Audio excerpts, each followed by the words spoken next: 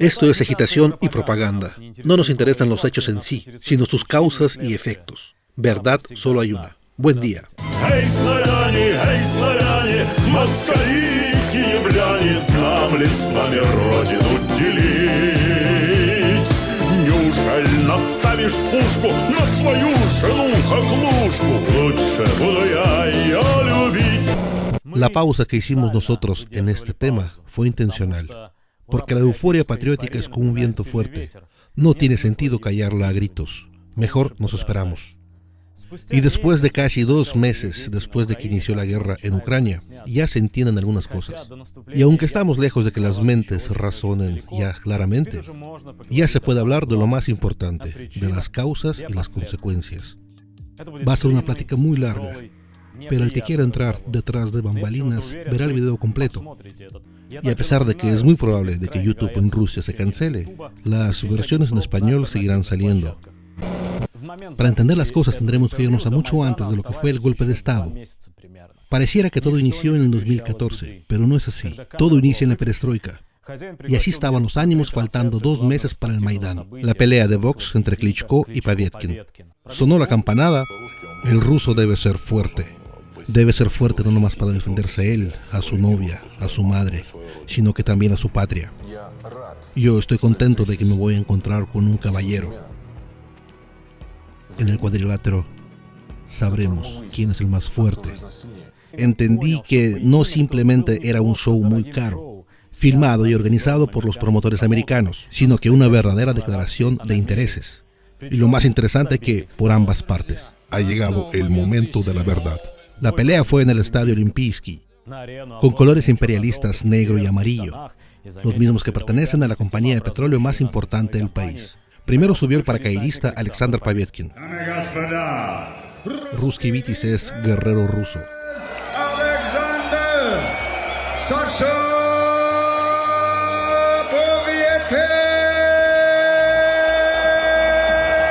Мы живем на отцовской земле, внуки Сарага, славные дети, и летит на крылатом коне.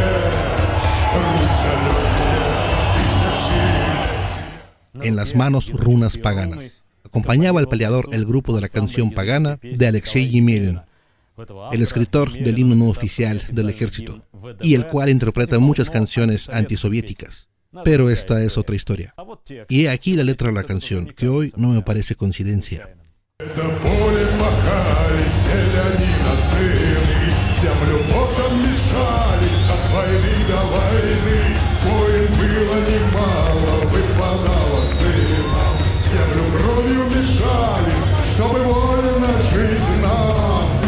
Al igual que tampoco fue casual la salida de Klitschko.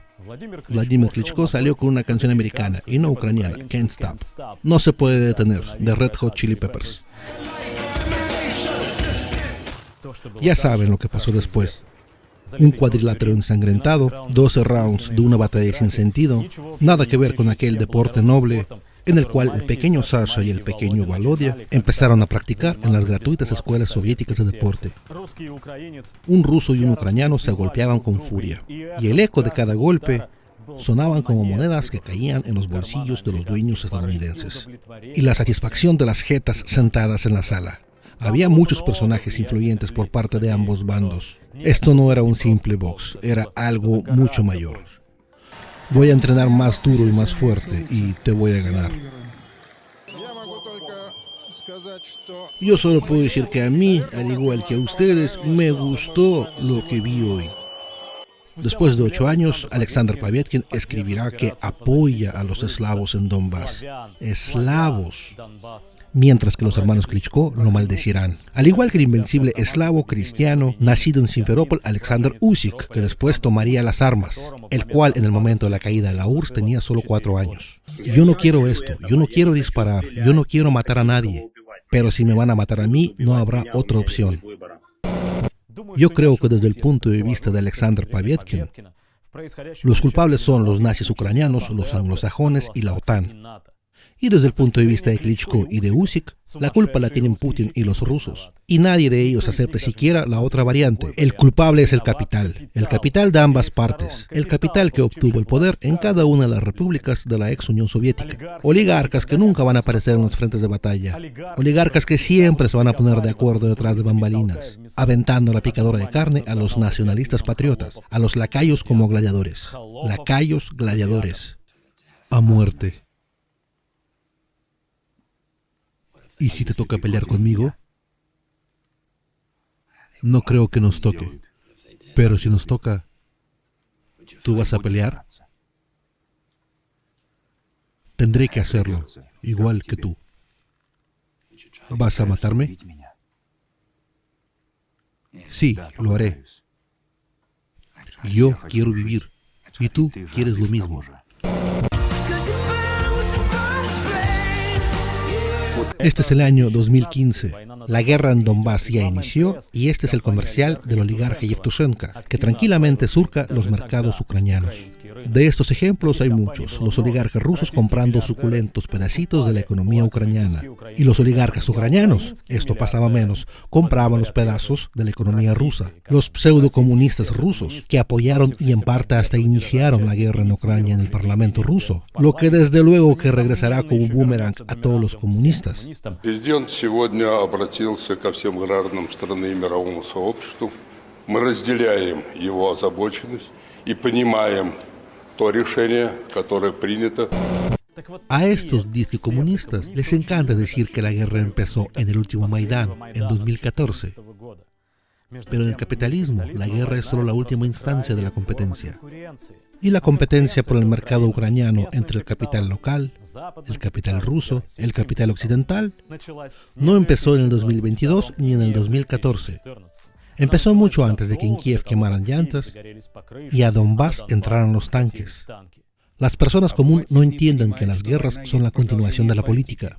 Y por eso se limita diciendo el enemigo me ataca, el enemigo entró a mi país, sin entender por qué inició la guerra, qué clase la inició y por qué razón política. Para la persona común es importante dónde están parados los ejércitos y quién está ganando. Para el marxista es importante cuál es la razón de esa guerra, en la cual puede ganar un ejército u otro. Cómo encontrar la entidad válida de la guerra, cómo definirla. La guerra es la continuación de la política. Hay que estudiar esa política antes de estudiar la guerra, esa política que trajo a esa guerra. Esas palabras, estudiar la política antes de estudiar la guerra, del trabajo de Lenin, una caricatura al marxismo. Todos los disque marxistas contemporáneos, los que justifican la guerra, los que no quieren ver los indicios de la competencia del imperialismo, y solo ven la operación para liberar Donbass de los nazis. Esas palabras deben tatuárselas en la frente. Entonces, ¿cómo? ¿Cómo se miraba la política de todas las partes antes de iniciar la guerra? Lo interesante de la situación es que las diferencias, por ejemplo, con la Rusia zarista, las partes del proceso, la burguesía ucraniana y rusa, se movían por la escalera histórica hacia abajo y no hacia arriba. Nicolás II recibió a su papá, un país retrasado y con esclavitud, al cual él empujaba como podía hacia un capitalismo, hacia arriba. Yeltsin y Kravchuk arrancaron pedazos de un país socialista desarrollado y jalaron sus piezas nacionalistas hacia abajo, a una zanja, a un abismo, a un capitalismo, recreando relaciones económicas públicas obsoletas, antiguas. Si en los activos del zar Romanov había tan solo un par de fábricas y la iglesia ortodoxa, los activos materiales de Yeltsin y Kravchuk tenían centenas, miles de empresas industrializadas, yacimientos, tuberías, puertos, ferrocarriles, institutos y escuelas, una enorme red de centros de salud y una gigante herencia militar que integraban en sí armas de destrucción masiva. Y si nos mira gente a los que les gusta jugar videojuegos, la analogía sería que Yeltsin y Kravchuk resetearon el juego y ese proceso continúa. Hoy, cuando los rusos y ucranianos destruyen su industria y los restos de la herencia soviética, resultó que aún no tocamos fondo. No hay que imaginar que solo Ucrania quedará en la Edad Media. ¿Y saben qué? A algunos esta idea inclusive les gusta. Del telegrama del oligarca Malafeev, Biden hoy en Varsovia se dirigió al pueblo ruso. La agresión de Putin los ha dividido del resto del mundo. Esa agresión los lleva al siglo XIX. Son lágrimas de felicidad. ¡Hurra, hurra, hurra! ¿Viaje al pasado? al pasado. Esos experimentos se pueden hacer solo con el permiso de los órganos competentes. Bueno, regresemos a los activos. El problema de los capitalistas ucranianos y rusos era que esos activos estaban entrelazados en una cadena de producción unificada. Como arterias, venas o huesos, esos activos estaban unidos, pero divididos por una frontera. Y les recuerdo que en la URSS esa frontera existía solo en papel. No existió ni con Yeltsin por más de 10 años. ¿Saben quién delimitó y puso los pilares fronterizos? Kuchma y Putin. Y en cuanto lo hicieron, empezó todo. En el año 2003, Rusia supo que existe Tuzla, que para los rusos es una guadaña geográfica y para los ucranianos es una isla. Desde septiembre de 2003, desde Rusia están haciendo un dique hacia ahí. 150 metros al día, trabajan 3 turnos. Hasta la frontera con Ucrania quedan 100 metros, pero esto es según la versión ucraniana. Porque no hay una frontera oficial en el mar de Azov. El pueblo ucraniano no quiere pleito con el pueblo hermano ruso. Cero política, nos dicen. Estamos construyendo el dique para que el mar de Azov no perjudique la playa. Ucrania debe de entender, si la playa está desapareciendo, nos vamos a preocupar. No se va la playa, se va el dinero, corregían a los cosacos en Moscú. El cobro a los barcos por la entrada al mar de Azov lo hace solo una parte. Y como respuesta a esos actos unilaterales, un cobro total solo por la parte ucraniana, nos obligó a la construcción del dique. Dame el dinero, te estoy diciendo. ¡El dinero! ¡Dame el dinero! ¡El dinero! ¡Dame el dinero! ¡El dinero! Echemos un vistazo rápido a la herencia comunista en el año 1992. Algunos personajes inteligentes tratan de explicarnos que Ucrania es un rancho gigante. Pues no. Incluso después de 30 años de que fue aniquilada la URSS, Ucrania no es un peor rancho que Rusia. Los invito a ver lo que había antes en Ucrania. 12 centrales térmicas, 6 centrales hidroeléctricas, 5 centrales nucleares, 6 oleoductos de buen tamaño, así como 8 refinerías. Hoy cada una cuesta $1.000 millones mínimo. 3 enormes gasoductos, 4 grandes yacimientos de minerales de hierro, lugar de nacimiento de magnesio, cuarcita, caliza, dolomita, metales no ferrosos, mercurio, plomo, zinc, titanio, circonio, níquel, cobalto, magnesio, aluminio, bauxita, aluntia, cromo, cobre, uranio, oro, azufre, sal de potasio, sal de roca, apatita, fosforita, grafito, fluorita, yeso, arcilla, granito, mármol, ámbar. Además, 7 grandes empresas mineras, un enorme complejo metalúrgico, 6 fábricas de tuberías, incluyendo la única hasta los mediados del año 2000, en todo el espacio postsoviético, la fábrica de tubería de Kharkiv, de tubos de gran diámetro sin los cuales no va a haber ningún gasoducto, ni al oeste, ni al este, ni al sur, de los que tanto se enorgullece Putin. 3 plantas de ferroaleación, 7 plantas de coque, 6 plantas refractarias, 6 fábricas de hardware, 2 de aluminio, planta de titanio y magnesio. Me falta respiración para cuantificar todo eso. Estoy resumiendo. Y eso que solo hablé referente a las materias primas. También teníamos la construcción de maquinaria. Puedo dejar los nombres a un lado y mencionar ciudades. Kiev, Donetsk, Kharkov, Lugansk, Kramatorsk, Kremenchuk, Voroshilovgrad, Zhytomyr, Sumy, Nikolaev. Prácticamente en cada una de las ciudades había muy importantes empresas de construcción maquinaria. Sin mencionar la industria ligera y alimentaria, desde las fábricas de leche hasta las fábricas de pan y las grasas. ¿Y a quién le pertenecen todas las riquezas? ¿Al pueblo de Ucrania? No. Después de la privatización y los balazos obligatorios, esas riquezas pertenecen a los oligarcas ucranianos. Putin habló de eso. Sería un pecado no citarlo. Escuchémoslo. Политические и государственные институты постоянно перекраивались в угоду быстро сформировавшихся кланов с их собственными корыстными интересами, не имеющими ничего общего с интересами народа Украины.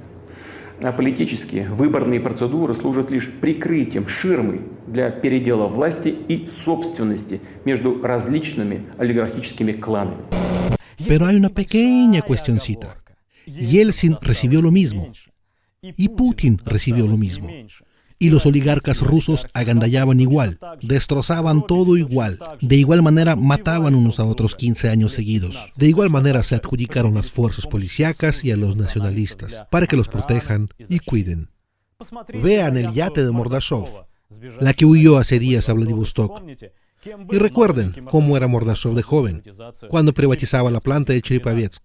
El proceso de la acumulación del capital inicial en los dos países de la ex Unión Soviética iban igual. Aquí nadie creó el capital. Ese capital no fue creado por nadie, como en los demás países en el siglo XIX, y tampoco del robo de las colonias. Esto nunca había ocurrido en la historia mundial. El capital aquí fue el fruto del robo de la sociedad socialista. Simplemente fue apropiada, acaparada, robada, y en Ucrania, y en Rusia, y en las demás repúblicas. Los merodeadores rompían en pedazos el fruto del trabajo de millones de personas, incluyendo el trabajo de los rusos y los ucranianos. Y cuando en ambos países la privatización terminó, el capital, como sucede siempre, empezó a crecer. Creció, se monopolizó, se cubrió de institutos financieros. Y después buscar expandirse a los mercados vecinos. Les recuerdo, para sacar el capital ruso a Ucrania y el ucraniano a Rusia, había todo lo que se necesitaba. Muchas de las empresas simplemente no podían existir una sin la otra. Las que alguna vez fueron repúblicas hermanas, ahora tenían que luchar por los activos. Aquí les va otro ejemplo. Deripaska y Vekselberg, después de sangrientas guerras corporativas, se adueñaron de todo el complejo de aluminio soviético. ¿Y dónde está la materia prima? Es la alúmina, y está en Ucrania. O veamos el Uralkhim del oligarca Mazepin. Está amarrado al puerto de Odessa por la exportación de fertilizante de Taliati a Azov, porque la URSS construyó las tuberías de amoníaco de Taliati a Odessa. ¿Y de quién es el puerto? De algún Kolomoisky. ¿Entienden a qué me refiero? Lo mismo con la fábrica estratégica de motores Sich. Lo mismo con el suministro de titanio para la fábrica de Verkhny Saldinsk. Rusia no tiene titanio. Y pasa lo mismo con un infinito número de empresas. Empresas a las que miraban las corporaciones rusas y sus dueños codiciosos. Repito, era un proceso mutuo. Los oligarcas ucranianos, como Novinsky, Bagaliubov, Kolomoisky, con gusto compraban, mientras les daban el permiso, las arteles mineras de oro rusas, así como las empresas metalúrgicas y de carbono, o fábricas de confitería y pastelería. ¿Recuerdan? Мы стремимся к тому, чтобы уважать право собственности. Вот Алексей Леонидович, он горячий приверженец, считает, что это один из столпов экономической политики, и в этом смысле я с ним полностью согласен. У нас далеко не всегда так получается, и нам на практику нужно еще поправлять, и в законодательстве многое нужно сделать, но мы всегда будем к этому стремиться. То же самое касается и наших иностранных инвесторов, в том числе и украинских инвесторов. Петр Алексеевич Порошенко является одним из таких инвесторов. En Donbass ya se estaba derramando la sangre, y el banco de Kolomoisky en Moscú nadie lo tocaba. Y hablar de Privatbank en vivo tampoco se recomendaba. Una y otra vez me llega a la mente nuestra película con Vladimir Menshov. En 2009, de noviembre a diciembre, tuve que viajar por toda Ucrania. La idea era de Vladimir Valentinovich. Él me buscó. Me llevó a Mosfilm. Me enseñó algunas tomas, era un honor para mí. Y al ver todo eso, entendí que el concepto, ustedes cabrones, no la pagarán por Sebastopol, de la película Hermano, no nos sirve. No corresponde a la realidad. Hacían falta otras tomas, y me fui. El viaje lo pagó una televisora de gobierno. Y la película salió en ese canal de gobierno. Y cuando el material estaba listo, y cuando Vladimir Menshov dijo unas palabras muy importantes, que entre Ucrania y Rusia no hay diferencia, la mayoría de lo que les vamos a contar sobre Ucrania lo pueden observar y en Rusia. Así que no nos burlamos de nuestro vecino. Antes de la premiere de la película me llamaron los secretarios del oligarca Babakov. Ellos me pidieron ponerlo en los créditos. Yo nunca había visto a Babakov. Me empezaron a llamar gente de más y más y más arriba. Y yo me negué a concederles eso. Y al final, la televisora lo incrustó en los créditos. Miren. Y ahora abran el internet y lean de los intereses de la compañía de Babakov en Ucrania. Como sea, todos los procesos hay que verlos en movimiento. El crecimiento y el monopolio siempre llevan a la competencia, a una competencia entre monopolios. Y muy pronto resultó que dos no caben en la misma calle. Un capital ucraniano consolidado y un capital ruso consolidado empezaron por aquí y por allá dividirse los pedazos más ricos, arrebatárselos del hocico unos a los otros. La planta de alúmina de Nikolaevsk, por ejemplo, la más grande de Europa, después de la privatización y muchas fricciones, ahora le pertenece a Deripaska, a Rusia. Y hasta la fecha le pertenece a Deripaska. Matrioshka y dejó de funcionar solo hasta finales de febrero. ¡Hey, patriotas de ambos bandos! Rusal, el mayor fabricante de aluminio en el mundo, sin contar China, suspendió el suministro de alumina de su planta en Nikolaevsk, la que se sitúa no lejos del puerto de Nikolaev, en Ucrania. Esto aumentó la interrupción de suministro de alumina y aluminio en el mercado, afirmó la consultora Wood Mackenzie. Toda la alumina producida en Nikolaevsk se transporta a las fundidoras de Rusia. En términos de metal, la fábrica en Nikolaevsk proporciona la producción de 75.000 toneladas al mes o 900.000 toneladas al año, lo que representa el 23% de toda la producción de aluminio de Rusal. Acuérdense de la batalla por la fábrica de las ferroleaciones de Nikopol. Acuérdense de los pleitos por los puertos, por las centrales eléctricas, por los bancos, por las frecuencias de teléfonos celulares. ¿Se les olvidó o no sabían de eso? ¿Cuánta guerra hubo? Primero la antigua quitando a la fuerza y la reescritura de los registros de los accionistas. Y después con la participación de la artillería mediática pesada. Los canales de televisión de dos países, los canales más importantes, defendían a los propietarios correctos de los incorrectos. No se acuerdan, pero eso pasó. Después, la guerra por los activos pasó a la Cámara de Diputados, donde tenía lugar la compraventa de diputados y partidos. Сегодня было предпринято несколько попыток силового захвата завода с использованием Беркута и милиции. Работники завода отстояли завод. Мы получили сегодня больше 1000 телеграмм, имейлов, СМС со всех городов Украины о том, что совершенно разные люди, пенсионеры, студенты, предприниматели, трудовые коллективы поддерживают те требования соблюдения закона. Мы не уверены в том, что мы сейчас, час назад, отразили последний шторм. El año 2005 es recordado también con la venta de la fábrica metalúrgica más grande, Krivorazh-Stal. A vísperas de las elecciones de 2004, fue vendido a un consorcio de oligarcas, Rinat Akhmetov y Viktor Pinchuk. Y las condiciones de la privatización del concurso fueron tales de que a él se limiten el acceso a los potenciales competidores de compañías occidentales y rusas.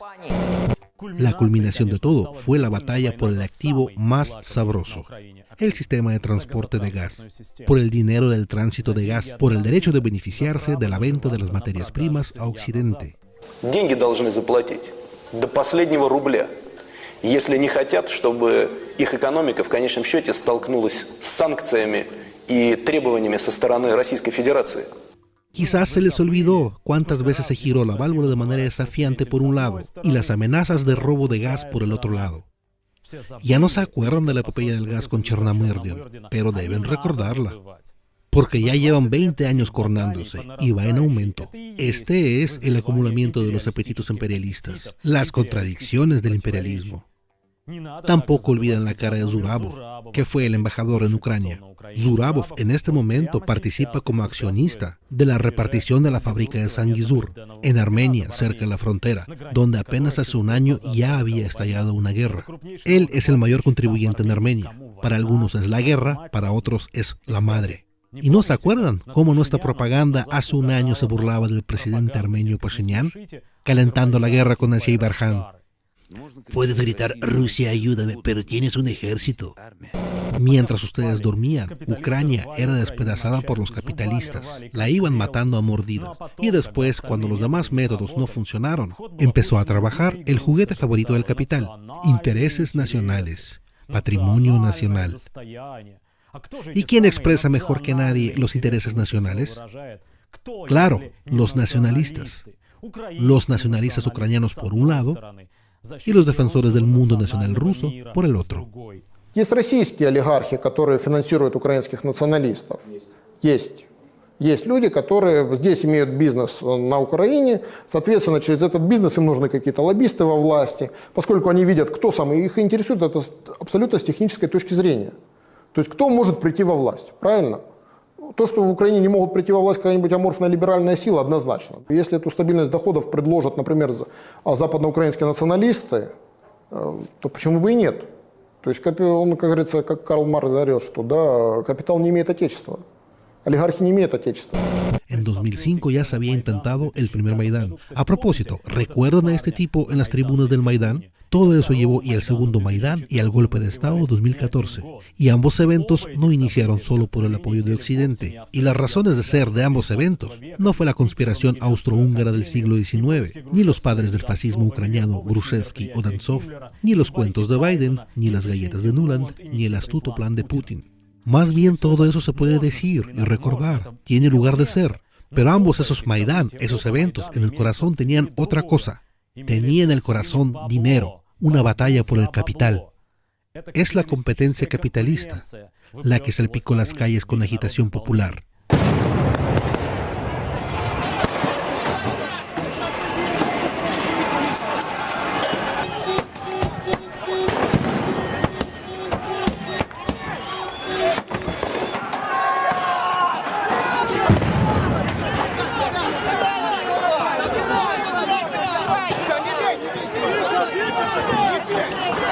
El cómo pueden utilizar la agitación popular los capitalistas en sus intereses, porque podríamos decir, ¿qué tiene que ver el pueblo? Lo he visto muchas veces. Podemos recordar la fábrica de Kachkanarsky Gok en Rusia y la fábrica de alumina de Achim. Todo eso me tocó cubrirlo en televisión. Cuando tenía 19 años, en el programa Visión, yo contaba sobre la lucha por la planta de pulpa de papel en la región de Leningrado.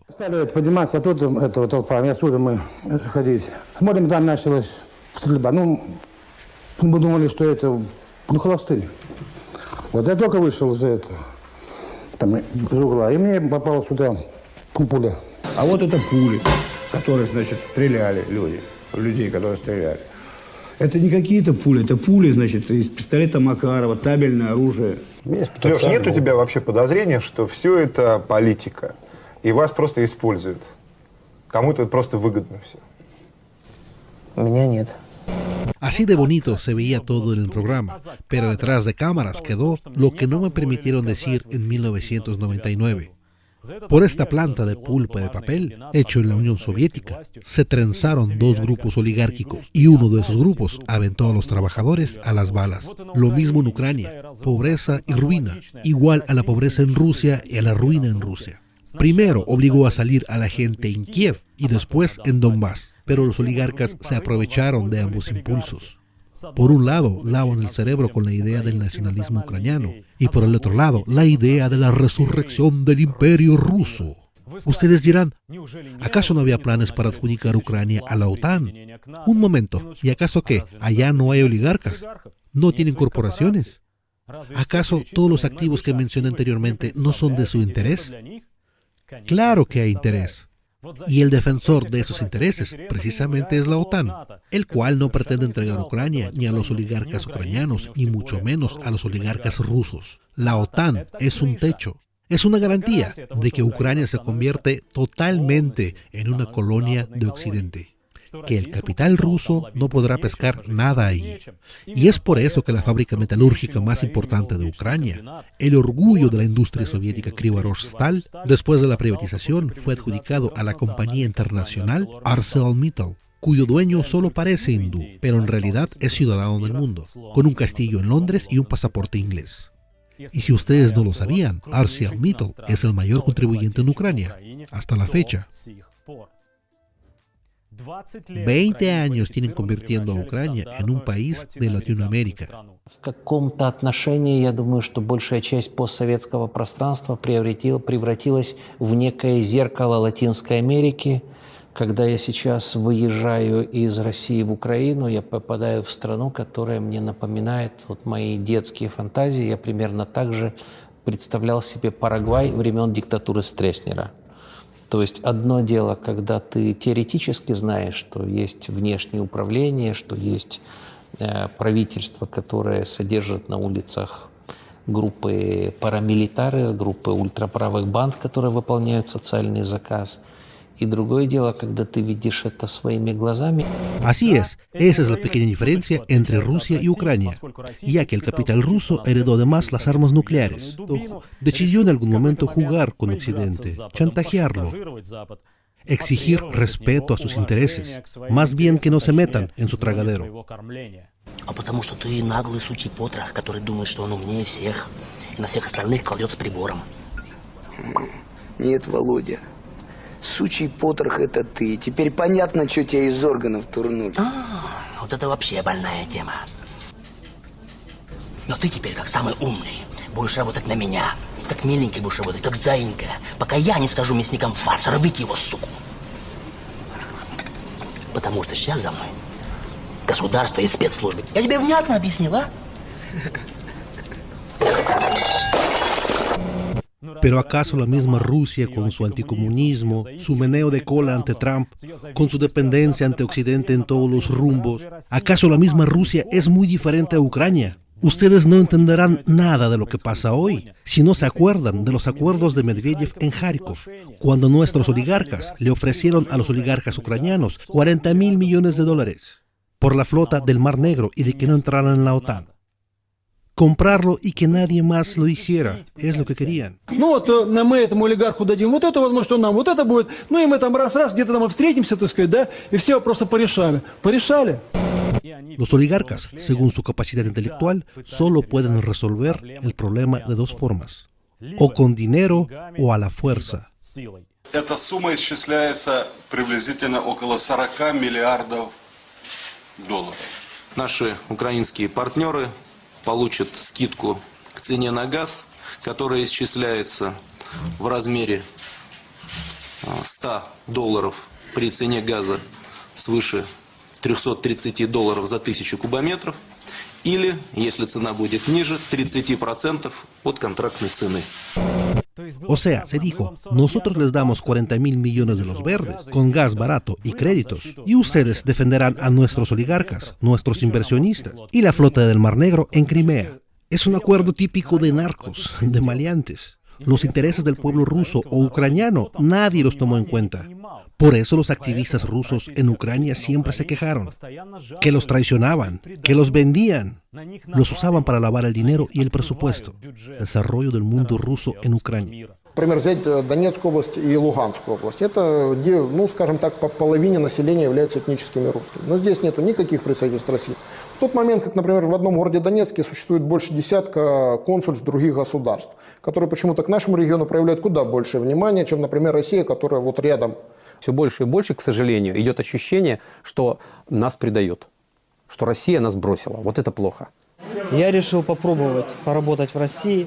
Мы просто работали на стройке, как самые обыкновенные гастарбайтеры. Я видел, как бьют совковыми лопатами и прутьями железными рабочих, если они в чем-то ошибаются и делают что-то не так. Я видел, как 10 человек живет в одной маленькой однокомнатной квартире зимой. Я с ними там жил. Я все это как бы прошел на себе, на своей собственной шкуре. Я вам могу сейчас сказать точно, как бы это ни прозвучало странно, любви к России у меня это не убавило, но это просто провело такую огромную черту. Y solo después pasó el maldito año 2014 y el Maidán con todos sus horrores nacionalistas. Les recuerdo, primero un grupo de capitalistas jalaba a Ucrania hacia Oriente y otra banda de capitalistas, la Unión Europea, jalaba a Ucrania a Occidente. Claro que a Occidente no le gustó que Ucrania fuera comprada por Gazprom. Claro que hicieron todo por romper ese trato. ¿Y qué más iban a hacer? Desde luego que no a todos los oligarcas ucranianos les gustó tal insistencia, que parecía más un ultimátum para unirse al bloque económico. Y de no aceptarla, Ucrania perdería $1.500 millones al año. Desde luego que a muchos oligarcas ucranianos les gustaba más la idea de firmar contratos con los oligarcas de la Unión Europea. Hay que ser un marxista demasiado ignorante y demasiado tonto para no ver aquí un conflicto de las aspiraciones imperialistas. Hay que dar tal definición de imperialismo, la que conlleve en sí los siguientes 5 indicios. Primero, la concentración de tal producción y tal capital que ha llegado a tal etapa de desarrollo que se crearon monopolios tan grandes que juegan un papel imprescindible en la vida económica. Segundo, la fusión del capital bancario con el capital industrial y la creación con eso del capital financiero y la oligarquía financiera. Tercero, la exportación de los capitales, a diferencia de la exportación de las mercancías, adquiere un valor de especial importancia. Cuarto, aparecen los monopolios internacionales de capitalistas que dividen el mundo. Quinto, los capitalistas más grandes ya se repartieron todo el planeta. Sí, el bloque de las ex-repúblicas soviéticas es mucho más débil que la OTAN o la Unión Europea, pero en primera, la cantidad de misiles es similar. Y también hay otro detalle que no debemos olvidar. Hoy al bloque ruso se une China. Vean cómo lucharon contra los gringos por los muy importantes activos, muy importantes para su industria aeronáutica. Por la misma fábrica ucraniana Motor Sich. ¿Acaso no ven los indicios del imperialismo? O quizás deban ponerse unos anteojos.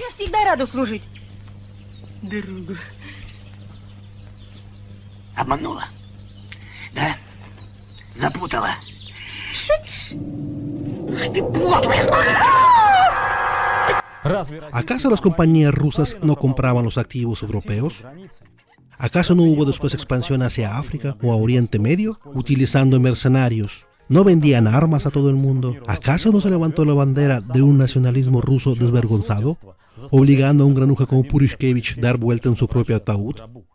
Los integrantes de BRICS se reunían cada año. Por ejemplo, en Ufa en 2015 era una reunión muy importante. Ellos repetían una y otra vez que Occidente es débil. Quizás llegó el tiempo de volver a retomar algunas palancas.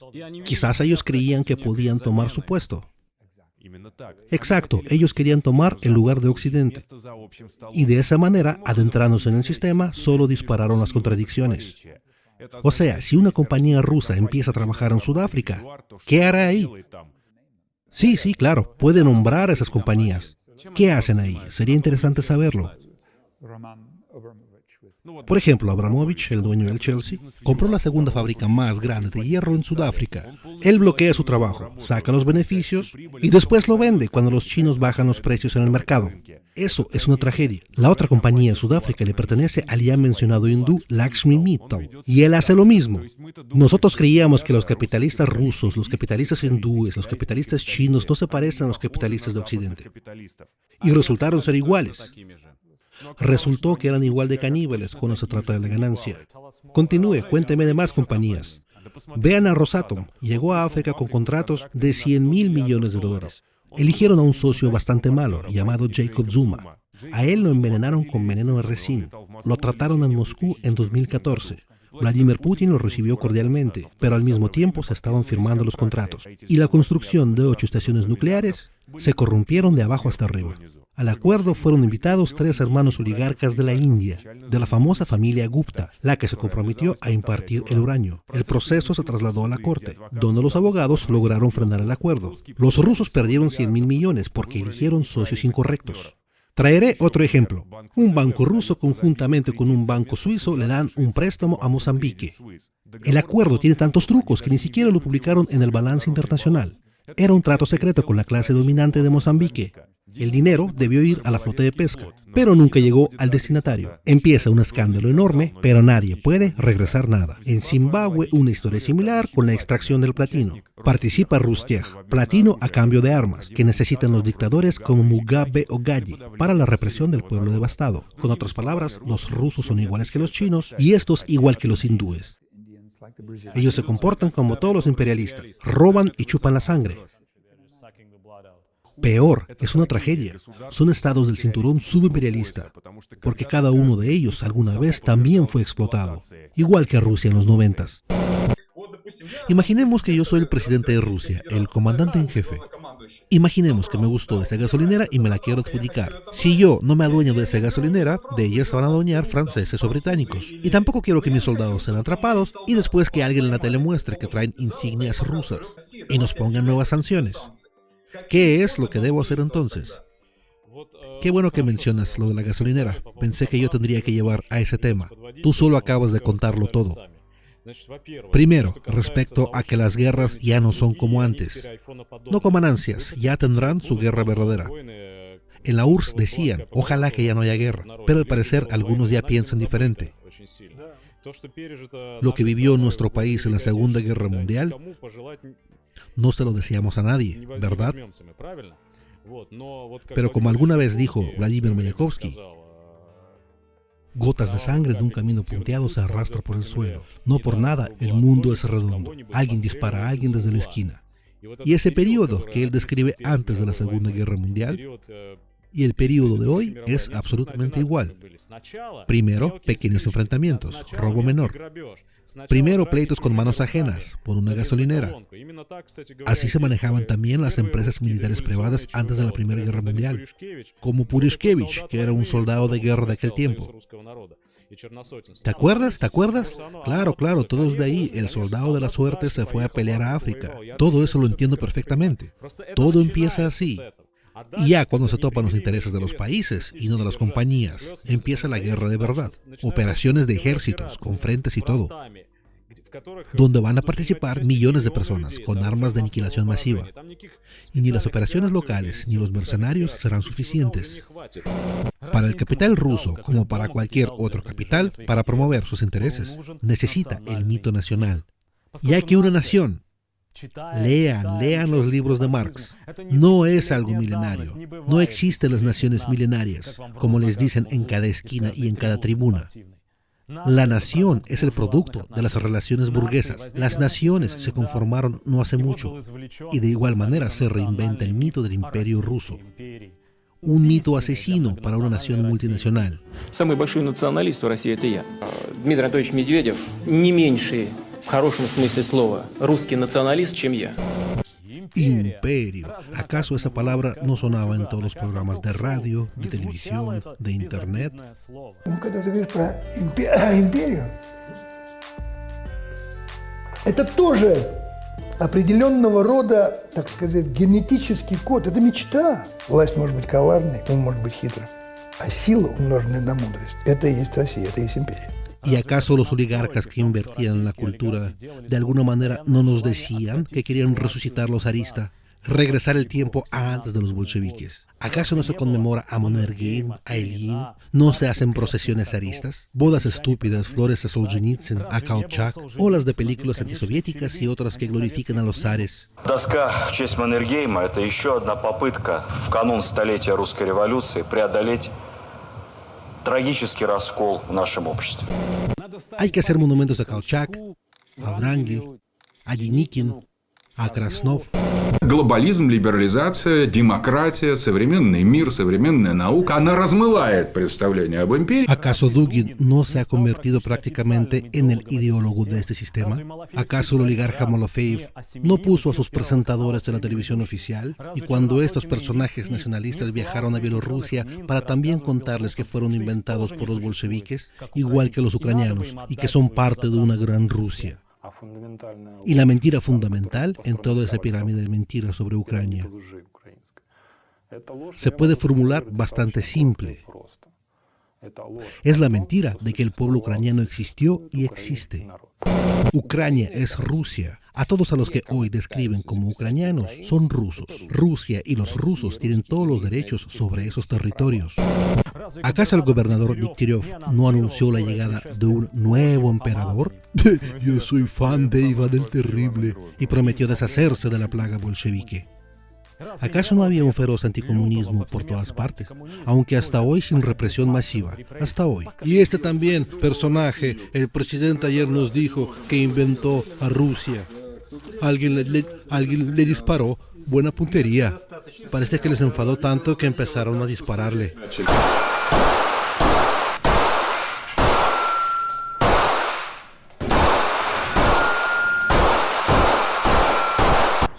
En los primeros meses de la guerra, más del 60% del ejército rojo, soldados jóvenes, los que habían nacido en una época sin Dios, la mayoría de ellos no estaba bautizada. Ellos murieron. Fueron víctimas por una causa sin Dios. Y la guerra la ganaron los bautizados.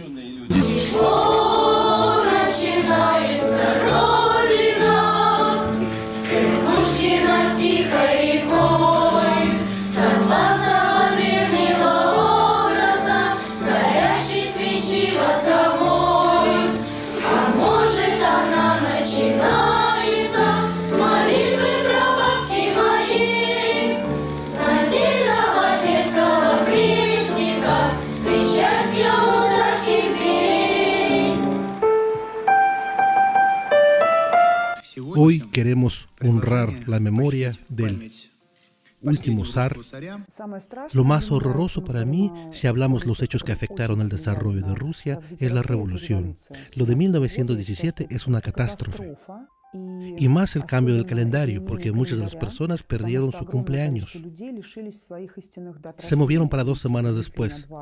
Y eso trajo giros energéticos muy malos en el espacio y hasta hoy obstaculizan el desarrollo del país. Y que Lenin no esté enterrado es horrible. Это связь империи, императора как Катехана, удерживающего, и конца, то есть приход Антихриста и удерживающий от конца, они связаны в самом определении. И такое монархическое начало, оно доминировало в русской истории до советского периода и во время советского периода даже сейчас. Мы общество монархизма снизу, народного монархизма. Монархия популярна. Stalin, el emperador rojo. Así lo llaman. Por Dios, por el zar y por la patria. Suena bien, ¿no? Hacia allá hay que movernos. Dios cuida a nuestro zar. Yo, aunque sea una anciana, en realidad, en vida y en esencia, hubiera estudiado el idioma alemán solo porque en ese idioma habla Putin. Entonces, el imperio lo resucitaban, cosacos golpeando gente en las manifestaciones hay, la milicia ya otra vez se llama policía, el águila de 2 cabezas se asoma por todas partes, desde monedas hasta el montón de empresas. Total que tenemos pico y garras, pero los canarios también tienen. Entonces, el imperialismo ruso es una broma, una anécdota, un invento, porque hablan mucho de imperio, el imperialismo no aparecerá. Nosotros debemos regresar Donbass, Lugansk, Kharkov y Odessa y Nikolaev y Jersón y Chernigov hacia al mundo ruso, al mundo ruso. Algunos lugares serán abandonados por los americanos y habrá una batalla por su herencia. Afganistán, Siria, sí, claro. Y todas esas zonas van a empezar poco a poco a librarse y vamos a tener la posibilidad de activizarnos un poquito por ahí. Va a haber cada vez más y más. Y en ese sentido, esa idea del mundo ruso, ser más altos que todos y ver más allá de las fronteras y agarrar lo más que se pueda en ese mundo. O sea, no bajo control, sino simplemente poseerlo, en el sentido más puro de la palabra. No somos un imperio comercial, no somos un imperio interesado, y no somos un imperio rentable, si es que se puede decir así.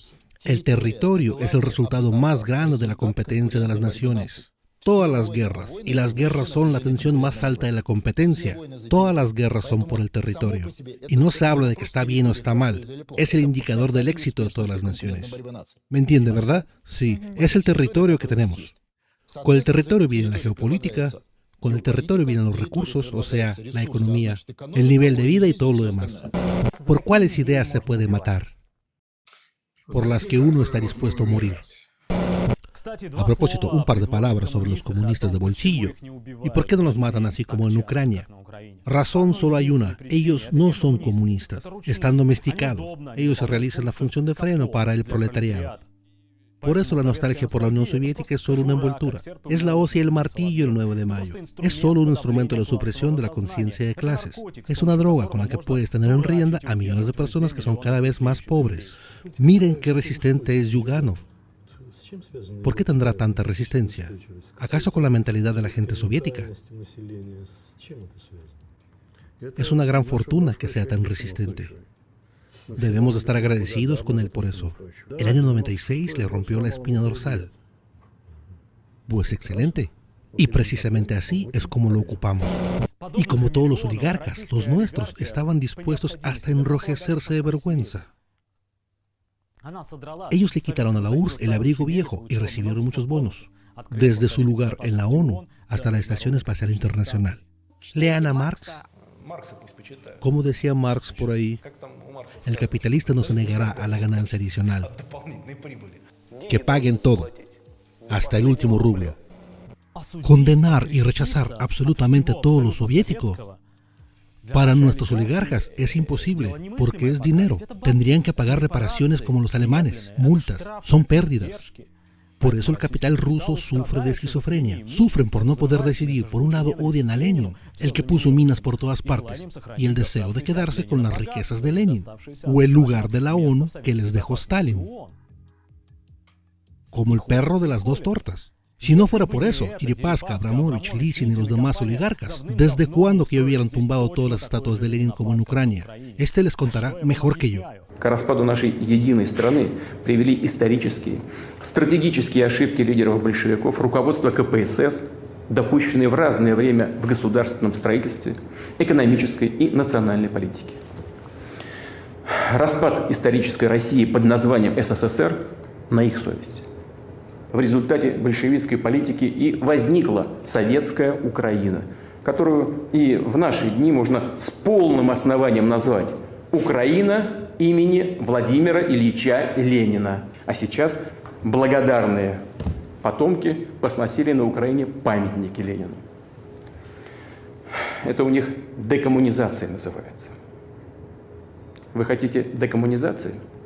Ну что же, нас это вполне устраивает. Но не нужно, что называется, останавливаться на полпути. Мы готовы показать вам, что значит для Украины настоящая декоммунизация. Настоящая декоммунизация.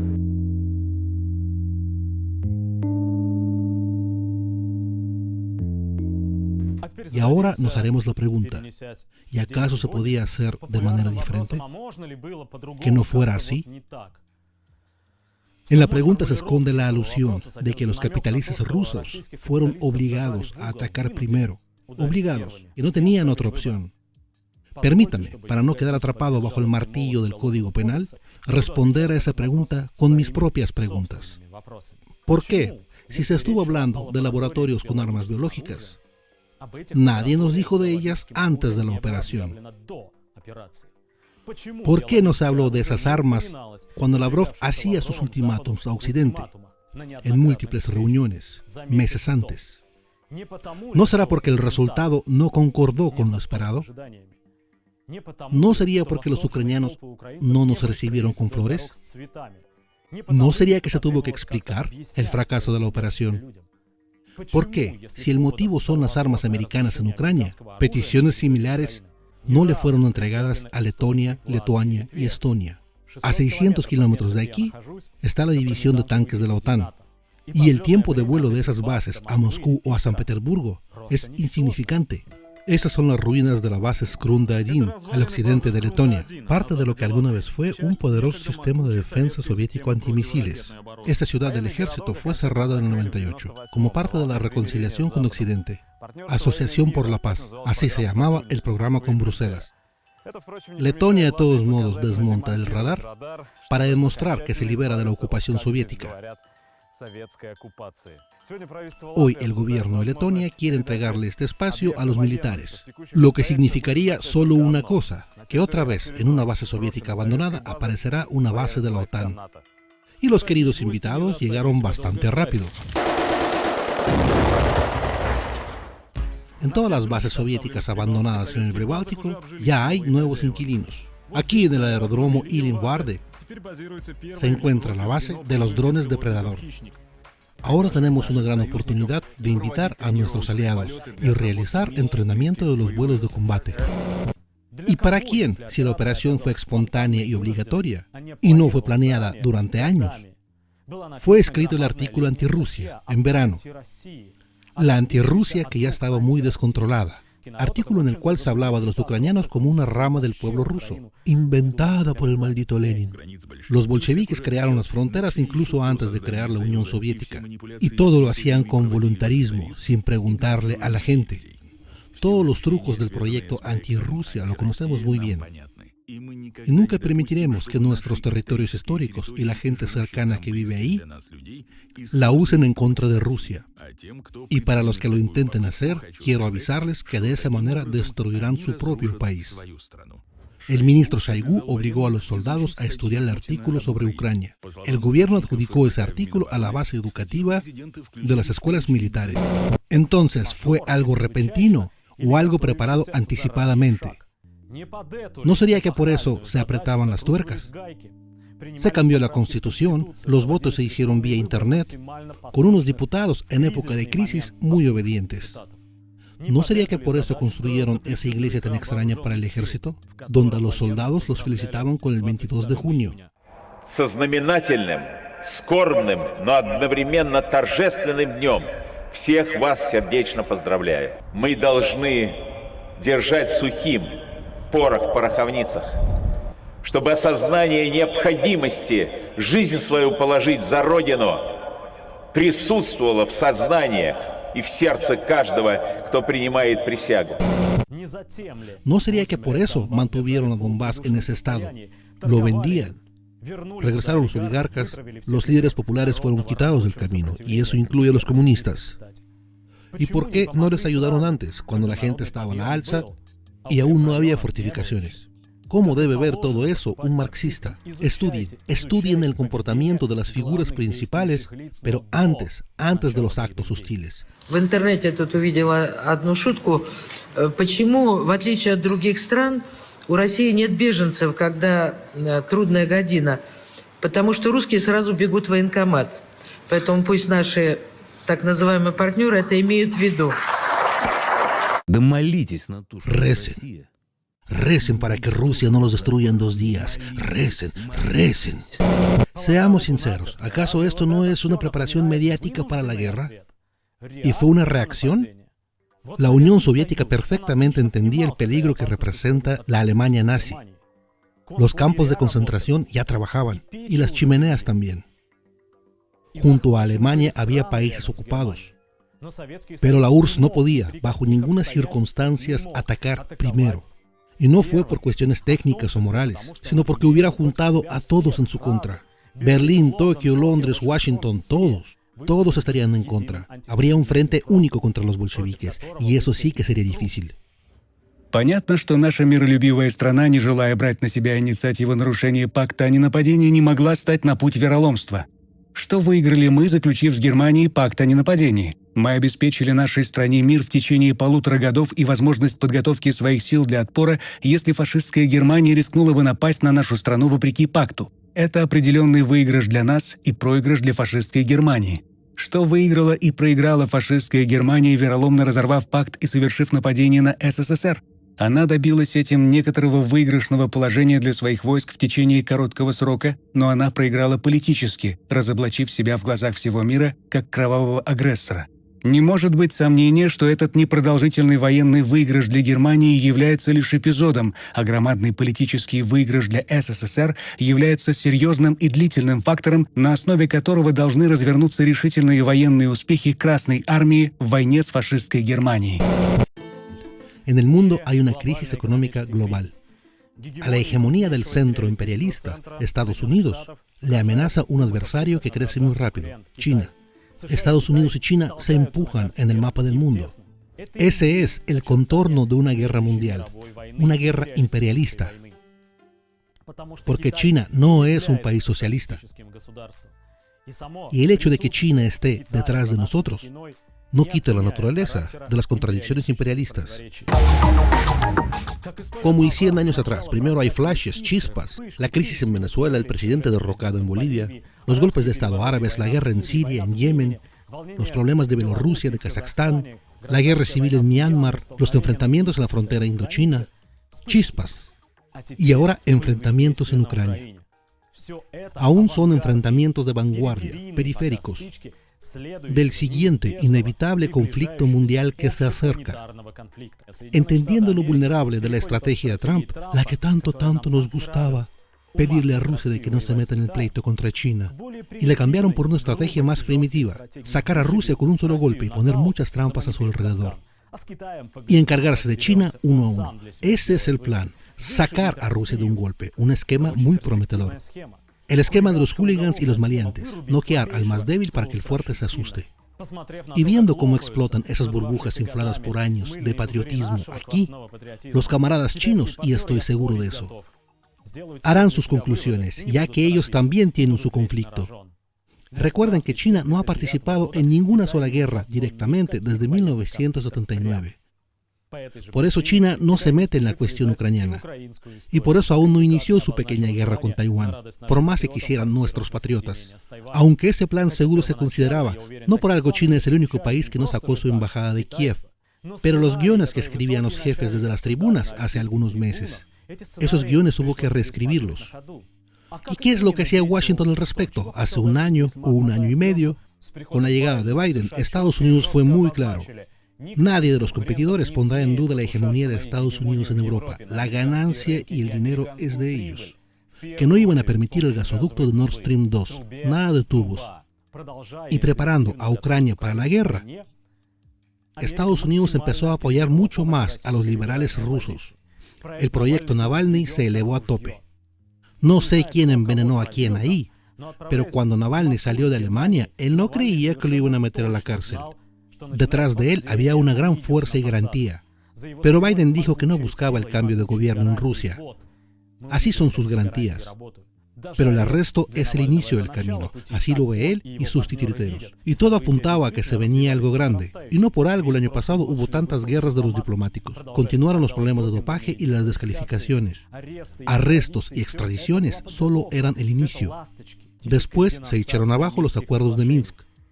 Cuando llegó Biden, la presión a Zelensky fue tal que después de todas sus maniobras, él tuvo que enterrar esos acuerdos.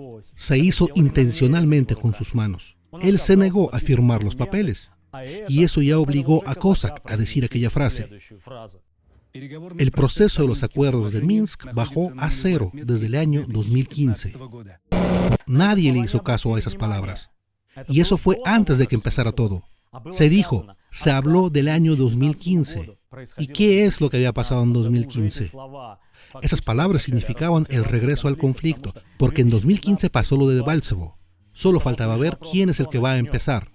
Y al parecer, en las reuniones con Biden, y no sabemos a ciencia cierta, pero Putin daba a entender, si ustedes echan abajo el proceso de paz, Rusia no tendrá opción. Basta de chantaje. Como una botella en la pelea callejera. Ustedes quebrantan el tratado de paz, nosotros a Ucrania. Ok, dijo Biden, rompan, destruyan, es lo que queremos. Y quizás alguien, al escuchar esas palabras, vio la posibilidad de beneficiarse al dividir Ucrania. Y hoy vemos, como lo predijimos antes, que estamos ganando la situación mundial. Que el mundo realmente se cansó de Ucrania. Eso de estar mendigando, siempre descontentos, el no poder hacer nada, no les sirven a nadie, ni a ellos, ni a nosotros.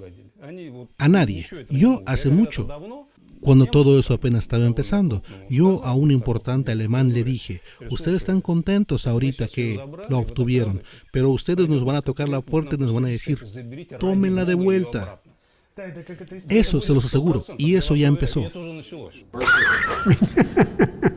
По словам британских журналистов, британских, не российских, Байден непроизвольно, то есть случайно, и уж точно не назло окружающим, выпустил газы прямо во время встречи с герцогиней Корнуэльской Камиллой. Неподалеку находились принц Чарльз, а также герцог и герцогиня Кембриджские. По словам источников, звук был, я снова цитирую материал британских журналистов, громким, протяжным. Pues ya está viejo, ¿no? El aplomo y el exceso de confianza de los funcionarios del Kremlin y el encargado de las cuestiones de Donbass, Surkov, nos dice precisamente eso. No entendieron al viejo, muy pronto quisieron enterrarlo. Hicieron conclusiones incorrectas del disque escape de Biden de Afganistán. Biden es solo una vitrina. Detrás de él hay corporaciones gigantes e intereses industriales y militares. Ellos mandaron una invitación a la ejecución. Y esa invitación fue recibida. Estados Unidos necesita un descanso. Estados Unidos retrocede. No es que se esté rindiendo, solo retrocede para reagruparse. No se está destruyendo, como muchos creen. Falta mucho para eso. Y sin embargo, va a retroceder. Va a hacer nuevos enfoques. Y eso se ve ahorita. Piden que los dejen en paz. Como cuando cuelgas en una puerta la señal de no molestar. Y ese retroceso que está sucediendo le da una oportunidad al mundo ruso y a Rusia en sí. Y nuestro país, nuestro sistema bastante compacto, puede aprovechar esa situación. Ustedes ven lo que dice Surkov. La viejita gringa retrocede para esconderse como caracol. Y nosotros vamos a juntar lo que se les caiga en las garras. No es un imperio. No es un imperialismo. Seguros.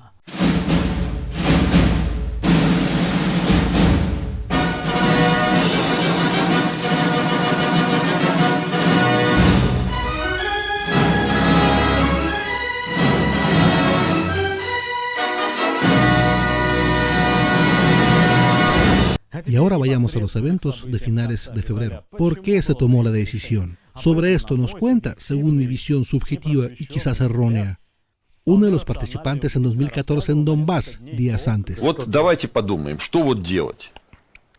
Снова отвести войска?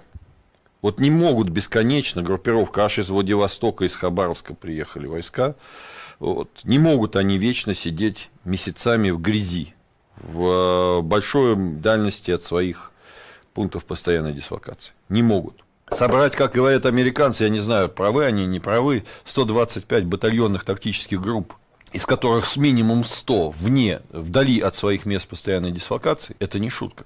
И вечно их держать в этой грязи невозможно. Держать их дальше, это гарантированно снижать их боеспособность, причем чем дальше, тем больше. А что с украинской стороны?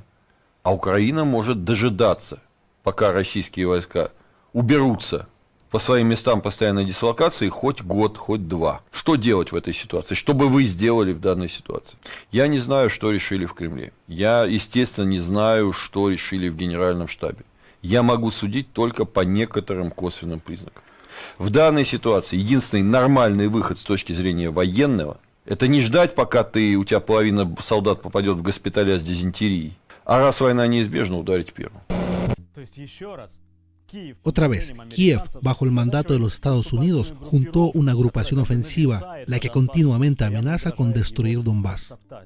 Y esa amenaza obliga a Rusia a llevar a sus ejércitos desde toda Rusia y tenerlos en los campos un mes, 2, 3.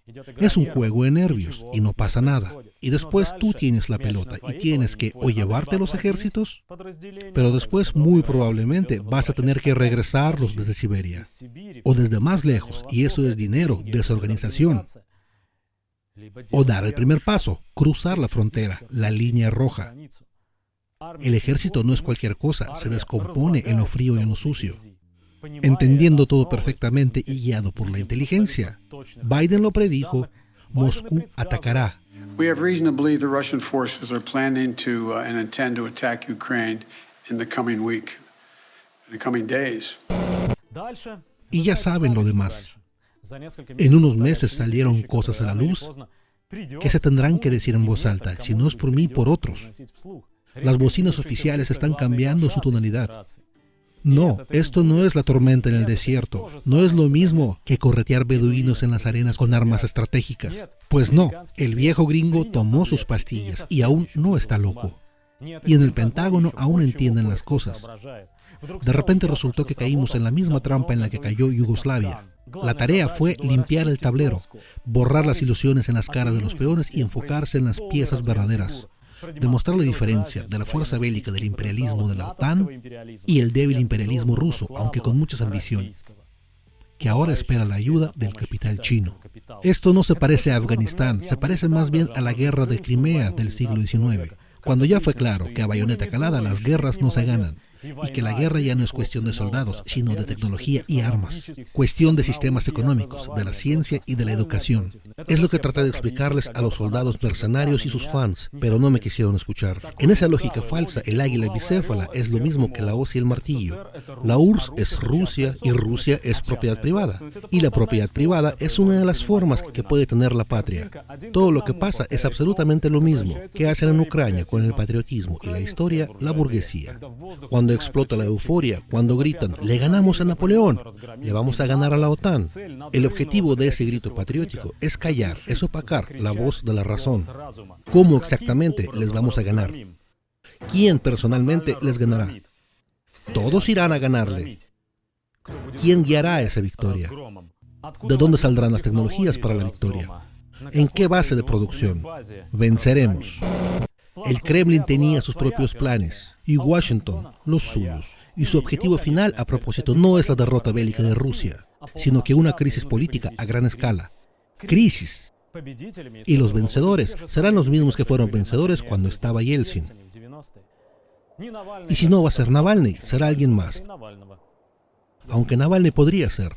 Así pasó en Yugoslavia. Vean el video anterior. Al no conseguir lo deseado en el frente, las negociaciones tras bambalina llevaron a la apatía y después la explosión del revanchismo, la revancha, la ofensa del sentimiento patriótico y nacional Finalmente derrocó a Milosevic. Y ahora una pregunta para los socialchauvinistas. Esos zurdos que querían mojar sus botas en el río Dnieper. Esos disquerrojos que apoyaron. ¿Es posible una denazificación o una demilitarización? Si esto sucede solo en Donetsk y en Lugansk, ¿o pasará absolutamente lo contrario? ¿Qué Ucrania surgirá después de esta operación especial?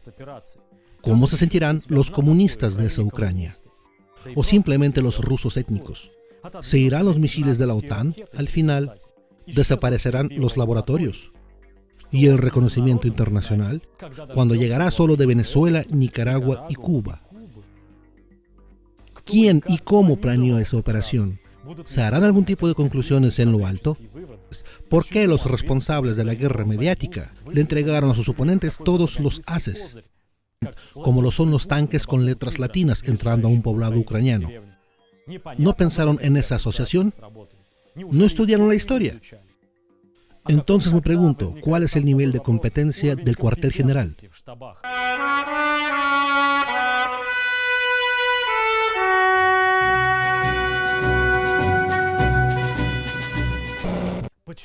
¿Por qué fracasó la sustitución de importaciones? Tenían 8 años para eso. ¿Cómo te puedes meter en un pleito con la OTAN sin resolver anticipadamente lo de la medicina, lo de la base alimentar y la producción? ¿Acaso es posible obtener un 80% de aceptación de la operación en un país que está muriendo?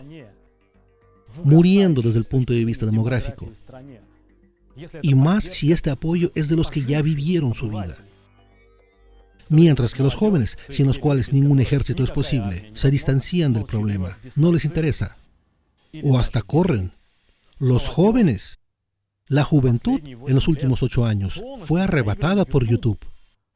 Ustedes ya les quitaron el Instagram. Esta es la única diversión que les queda. Es precisamente el paso que esperan en el oeste. Desconéctenlo. Esto solo va a acelerar la ebullición de la cazuela. ¿Quién y con qué fuerza en época de sanciones y no en la época del crecimiento del petróleo, como lo fue con Chechenia, va a reconstruir las ciudades destruidas? ¿Quién le dará el trabajo a la gente? Señores socialchauvinistas, díganme, ¿por qué en las negociaciones está Abramovich? ¿Por qué no se bombardea la propiedad de los oligarcas ucranianos? ¿Y por qué continúa? La exportación de gas continúa, en lo máximo, continúa. В Лондоне собираются вся шваль, которая где-то наворовала деньги. И эта шваль собиралась там последние 20 лет. Наворовал деньги в Лондон, почет и уважение, почетный вор. Сидишь, тратишь наворованные деньги. Выдавать никто не собирается. Значит, сотрудничать с нашими правоохранительными органами никто не собирается. Ну, вот такой оазис для преступников. Si en Londres están los canallas, entonces ¿quiénes son Friedman, Avin, Usmanov, Bulavatnik, Chubais? Bueno, supongamos que son canallas, pero si son canallas, porque los canallas iban al Kremlin como a su casa. ¿Cómo diferenciar a los canallas de los que no? ¿Y qué pasará con Kaliningrado? ¿Y qué detendrá a Suecia y a Finlandia de entrar a la OTAN este otoño? ¿Todo esto acelerará o frenará el nuevo conflicto con la China? ¿Y están seguros de que Rusia no será la nueva Ucrania en ese conflicto? Cuando todo el occidente y todo el oriente metan sus garras en ella.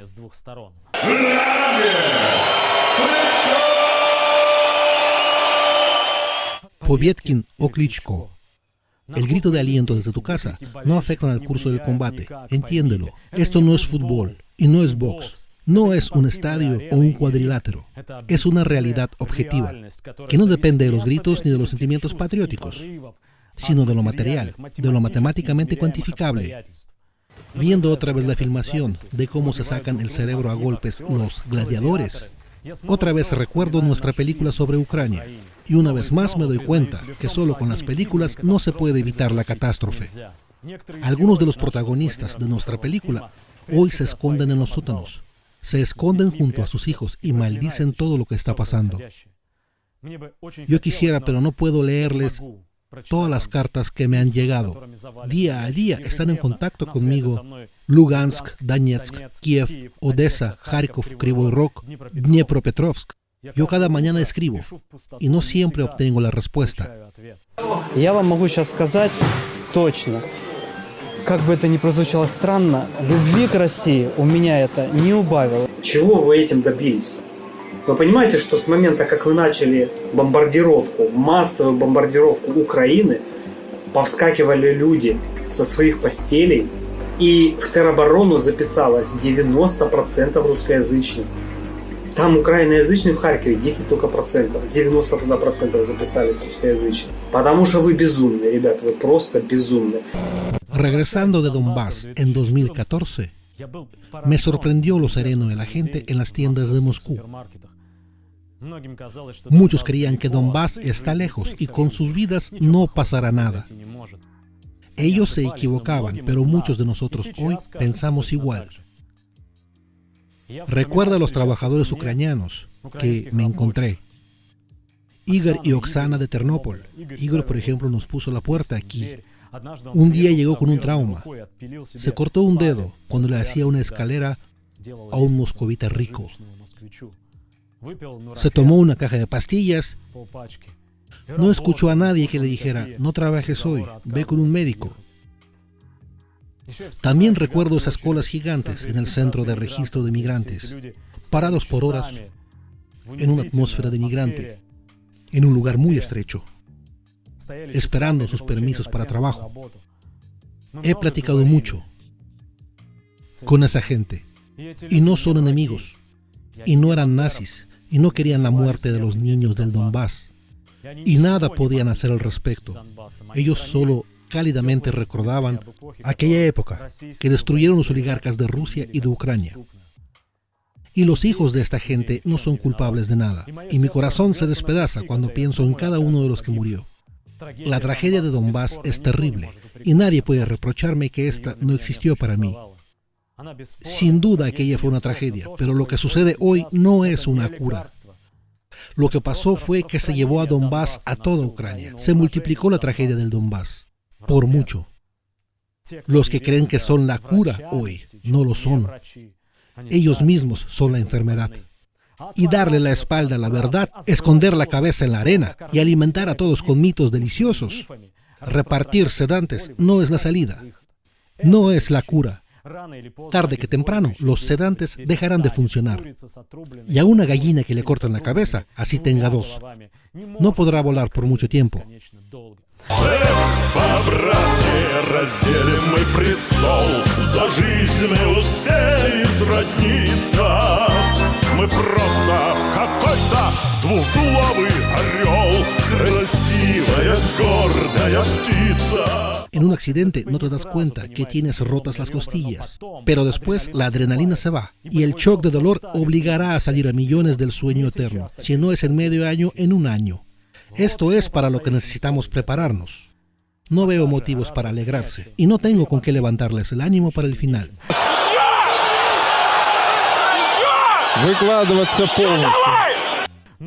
Y sin embargo, yo tengo mucha esperanza. Yo creo en nuestro despertar. Despertar de nosotros y de Ucrania, y el de Klitschko y el de Povetkin. Yo creo que los pueblos ruso y ucraniano, la gente obrera entenderá dónde están sus verdaderos enemigos. ¿Por qué no lo mata? Mátalo. ¿Qué está pasando? Mátalo. Mátalo, imbécil. Mátalo. Y como gladiadores, bajarán del cuadrilátero y apuntarán sus armas contra el enemigo verdadero, como lo hizo alguna vez el gladiador Espartaco.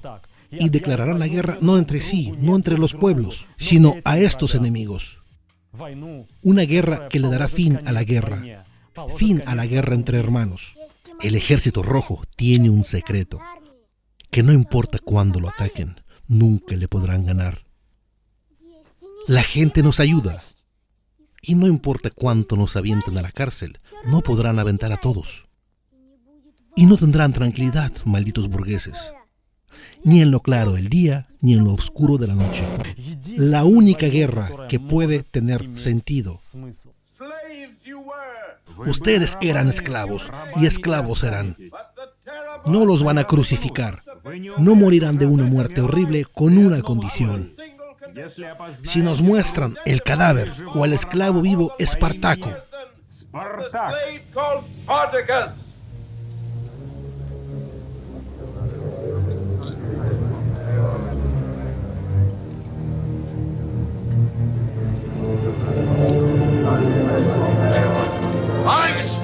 Yo soy Espartaco. Yo soy Espartaco. Yo soy Espartaco. Yo soy Espartaco. Yo soy Espartaco. Yo soy Espartaco.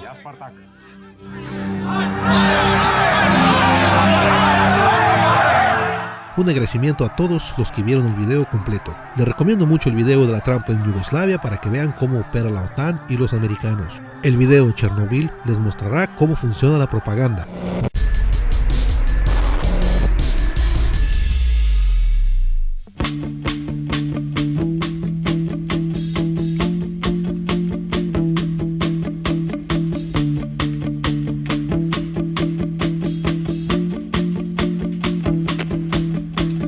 Память пропита на вылет, наша гордость хрустит под прикладом. Если мужество нас не покинет, нас накроют пионы и грады. Наша вера поставлена к стенке, наши мертвые стали обузой. В наших залитых ужасом зенках отражается дом профсоюзов. Но чтоб ни случилось, мы не покорились, мы не подчинились ни разу. И пишется повесть про страх и про совесть, про черную горечь Донбасса.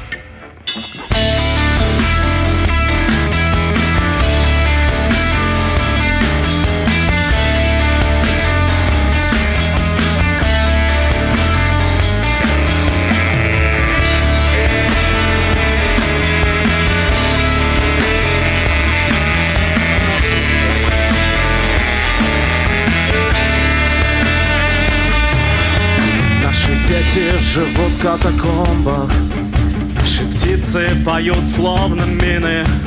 Нас несет оторвавшимся тромбом прочь от любящей нас Украины. Но что б ни случилось, мы не покорились, мы не подчинились ни разу. И пишется повесть про страх и про совесть, про черную горечь Донбасса. И что б ни случилось, мы не покорились, мы не подчинились ни разу. И пишется повесть про страх и про совесть, про черную горечь Донбасса.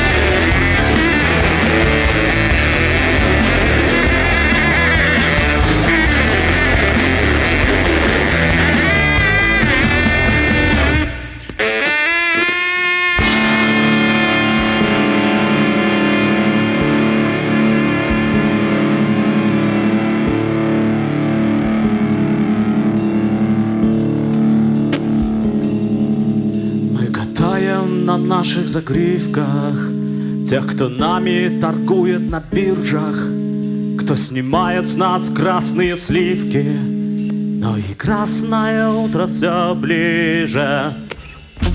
Но чтоб ни случилось, мы не покорились, мы не подчинились ни разу. И пишется повесть про страх и про совесть, про черную горечь Донбасса. И что б ни случилось, мы не покорились, мы не подчинились ни разу.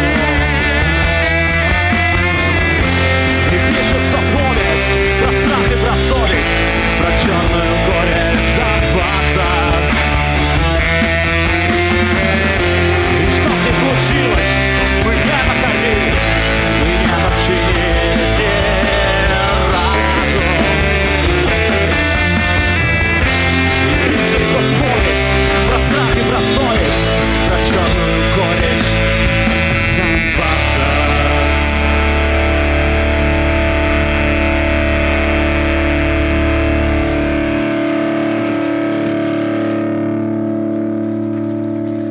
Спасибо большое.